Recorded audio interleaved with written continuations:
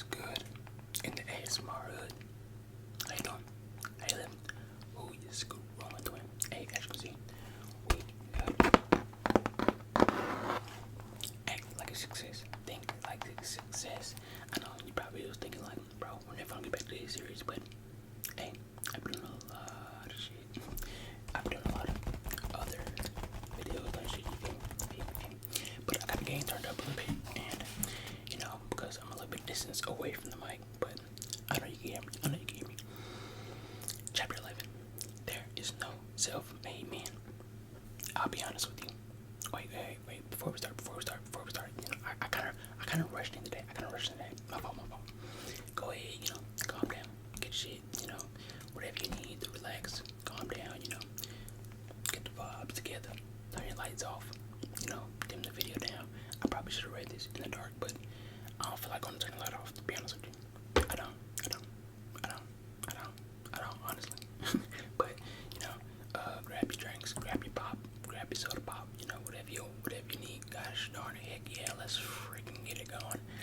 Hey, there's no self-made man. Hey, run that back. I'll be honest with you, up until just recently, I really believed that I could take on life by myself. I was raised by two strong parents who taught me that the world doesn't owe me anything. They told me that if I wanted something, I need to put my head down, lift up a prayer, and get to work. I followed this advice to a T, and my life was truly a reflection of a work hard and ask no one for anything philosophy. For most of my life, this strategy worked, but I wasn't really winning. I was working twice as hard to give myself as much. It wasn't until I humbled myself. Wait, what the fuck? Yeah, I humbled myself. Started really listening to other successful people and watching how they worked with each other that I realized there is a different set of rules at play. I began to recognize and meet people who wanted to help me, who wanted to do business with me, and who actually wanted to see me do well. I don't want you to deny yourself anything just because you are too proud or stubborn to realize that God often uses other people to assist you in reaching your destiny. Hey, let me know if I'm not talking. Let me know if I'm talking too fast. But I'm really slowing it down for y'all. I'm slowing it down. So, hey, pay attention to that. Hey, I'm locking in. These people are like treasure chests, waiting at strategic moments in your journey to provide you with what you need. Asking for what you want is the only key. You need to open the chest and enjoy the treasure. Everything we do in life that's worthy of note requires gifts that are beyond our own. How we utilize the blessings of our relationships is the key to making it big. As you get transfers along your path, you have to connect with others because there's no such thing as a self-made man or woman. No one builds anything of any great magnitude alone. There's nothing wrong with partnering with someone else. Many times people miss out on opportunities because they are trying to keep it all for themselves. Look at it this way. You can either have you can either have all of an 8-inch cake or you can have half of a sheet cake. I read that wrong at the beginning. At the end of the day, that half of a sheet cake is much more than having an 8-inch cake all to yourself. You also have to keep your eyes open for like-minded people, for others who are on the same wavelength as you. Partnerships give you another person to bounce around ideas with, and they can help you see things from an angle that you didn't even consider. Once you find a partner, he or she won't necessarily be your partner for life. Not everybody who begins the journey with you can go where you are headed.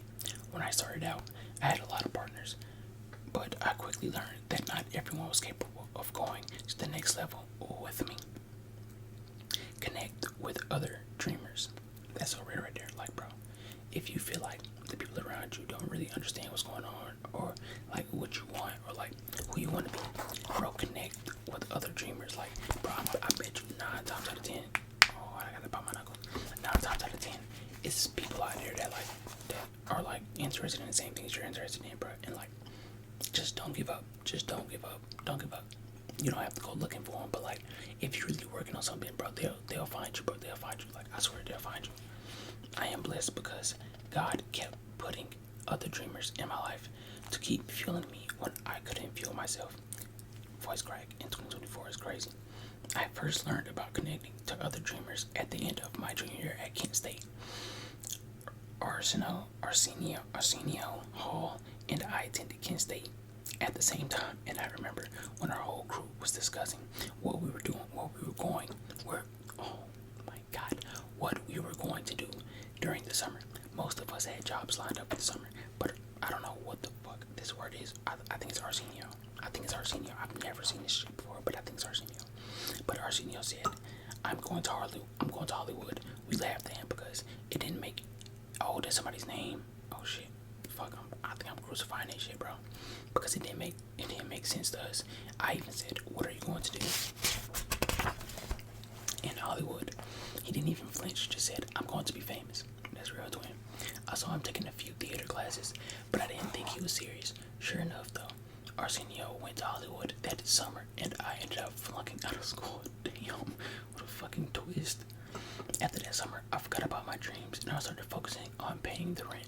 I was making $13 an hour at a job I hated, where I worked from midnight to 8 a.m. every day, and came home filthy and exhausted. All of my friends had graduated and started their lives, and there I was working at factory jobs I could barely keep because of layoffs. I realized that I wasn't living. I was just surviving. One night, a few years later, I was sitting on the edge of the bed, watching TV and preparing to go to work, when I heard ... and introducing from Cleveland, Ohio, Arsenio Hall. Damn. I looked more closely at the television, and sure enough, there was Arsenio on Don Kirshner's rock concert. Arsenio had done it. There he was, telling jokes and becoming a comedian just like he said he would. He made it to Hollywood, and he was on his way. I was sitting there in awe, saying, wow. I started calling all of my friends, waking them up and telling them to turn on the TVs. When I got to work later that night, I kept saying, I know this dude, and he had dreams just like me. If he had a big dream and made it, I could too. And just think to it like, bro, if he didn't chase his dreams, this motherfucker would have never been inspired, bro. Bro, chase your dreams. You could always inspire the next person just by like being you and chasing your dreams. Like that shit's crazy right there, is it not?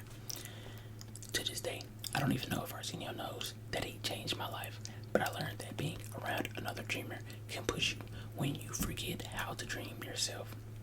Asking for what you want. There are no self-made men. You need others around you for inspiration and motivation, and I'm certain that at some point you will also need them for materials, resources, or advice. Whatever the case, you need to be bold enough to ask. I didn't always feel this way. In fact, what encouraged me to begin asking was realizing that I had nothing to lose. I also had nothing to prove and nothing to be ashamed of. So rejection was nothing to fear. Like sometimes you gotta get to that point to really like come out your comfort zone square. Recognizing this practically doubled my confidence level. It strengthened me to go forward and ask. You have no idea of the number of successful people around you who are waiting for someone to come up and ask them for assistance or guidance.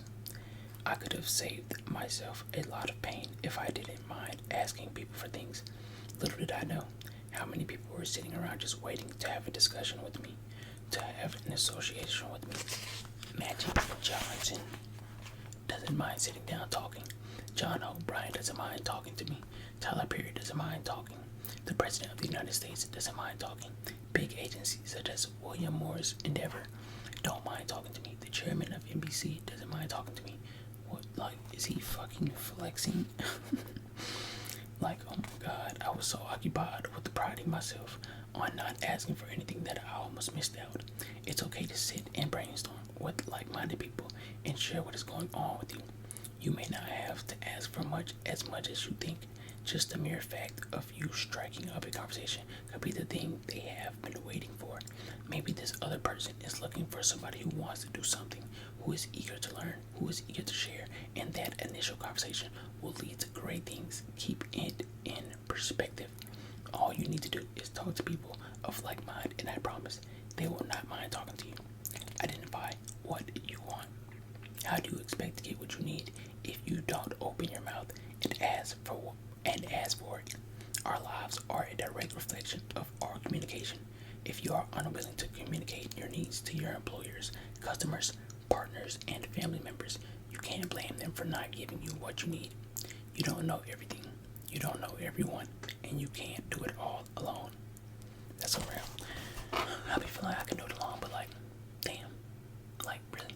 Got it by myself. Hey, Kodak did it, man. Kodak did it. Kodak did it. All power, no shame. Various research studies illustrate how powerful it is to ask for what we want. Studies show that in most cases, people say yes to those people who ask for what they want far more often than people expected. Additionally, most requests seem larger in the requester's head than they are to the requestees. Lesson learned. Asking for what you want gives a better chance of getting it than not asking. So why don't more of us ask for what we want? A study done by sociologist Annette LaRue showed how kids from different schools, from different economic backgrounds, view asking questions. Kids from affluential and middle-class environments believed that they were entitled to ask for the things they felt they deserved. They almost willed themselves to have what they wanted by creating a habit and value system of asking for what they want. On the other side, you have people who grew up like me in an environment where you were viewed as weak if you didn't know something. And don't even get me started. Don't even get me started about asking for what you need. So often I didn't do that, bro. Hey, he cooking a little bit. Like, I'm talking about like on a real, too much of a relatable line. Because I didn't want anyone to know I needed anything. That was the pride that kept me from getting all that I wanted, needed, and actually deserved. There is no shame in not knowing something, in not having something, or in wanting or needing something. So much of what will determine the difference between a good life and a great life is an ask away. Without shame, you have access to more power. Damn, I gotta drop my shame. Let's drop our shame, twin. Building relationships. While there is no power in the ask, there is also risk involved. People may say no. Some may make assumptions based on wants or needs, and still others may reject us and our boldness in asking for what we want. But the fear of those responses is increased 8,000 times when all of our interactions with people are only transactional.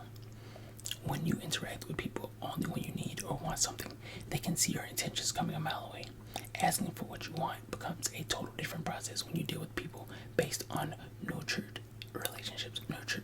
relationships. But this can be hard for many of us. We don't want to be vulnerable, and building true relationships requires a higher level of openness. But whether you are attempting to access capital to launch a new business or trying to convince your boss you deserve a raise, a meaningful professional relationship can make all the difference. When people respond to a request, they are usually not just giving a thumbs up or a thumbs down to what you asked for. They are actually assessing what they think of you, the risk involved, and the potential return. How do we begin asking for what we want? He's reading. These are, oh my god, it's literally, okay. Okay, so we're gonna read these all since this is the end. Here are 6 principles. Here are 6 principles to help you get a yes. 1. Know your worth. If you don't know your worth, you are allowing someone else to determine it. But knowing your worth is not enough if you don't communicate it boldly. If you have determined you are worth $150,000 a year, you have to be willing to fight to get as close to that value as possible. In fact, you should be prepared to go in asking for more than $150K to give yourself room to negotiate down to what you want. As with any request, you may not get exactly what you want. However, when you know your value and fight for it in a professional way, I guarantee you will walk away from the table with more than if you had asked for nothing. 2. Recognize what you deserve. Far too many people, women in particular, put their wants and needs on the back burner for the benefit of everyone else. There is nothing else noble about denying yourself the life you were destined to have to accommodate someone else. That doesn't mean we don't make compromises for people we love or those we are building businesses with. But if your needs are always being put on hold, you have to pause and repertize what the fuck your values and commitments. Warning: be careful that you don't confuse what you deserve, which is what you work for, with a sense of entitlement, which is what you want but didn't work for. Let me say that again. Warning: be careful that you don't confuse what you deserve, which is what you work for, with a sense of entitlement, which is what you want but didn't work for. And we're gonna leave it off right here because the next is just like writing shit down. And it goes to part 3, maximizing your gift. Chapter 12, the tail of the tape. Y'all, it's like 3 in the morning. It's like 3 in the morning on some real shit. It's like 3 in the morning. I'm finna take my ass to sleep. I don't know. I'm finna watch some anime. I'm finna go watch some Fire Force. But I hope you enjoyed the video, twin. And I'm gonna see y'all ass in the next one. I swear. Hey, I told y'all ass, stay true. Stay true, bro. Just stay true. Just stay true and stay you. I swear, like, WR, that's switching up shit. That shit I ain't doing. But nah, act like success, think like success. Chapter 11. Good. I hope you enjoyed.